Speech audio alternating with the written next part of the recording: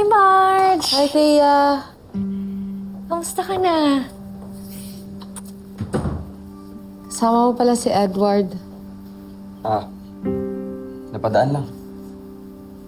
Thea wants to see you. Buti na lang na nakilala mo si Thea. Nagkaroon ako ng chance na makilala siya ulit at magka-work kami.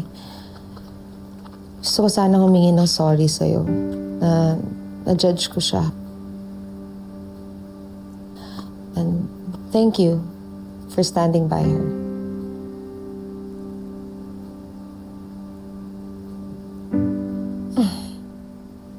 So, let's go back to the agenda. Ano ba yung mga ito-turn over mo dyan? Ito na. Ito yung mga... sorry. Tulungan na kita. Ito yung mga accounts na hawak ko. Ikaw na munang bahala dyan.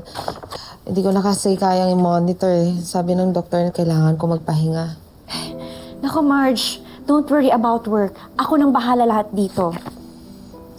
Thank you, Thea. Alam mo, I'm worried about Paolo. Ang dami niyang problema na inaasikaso ngayon tapos hindi ko pa siya matulungan. Huwag mo nang isipin yan. Don't think about that now. Mag-focus ka sa baby mo. Ako nang bahala kay Paolo. Ako nang bahala sa lahat. Di ba, Han? Siguro mag-focus ka na lang muna sa trabahong i-assign ni March. Hayaan mo si Paolo. Malaki na yun.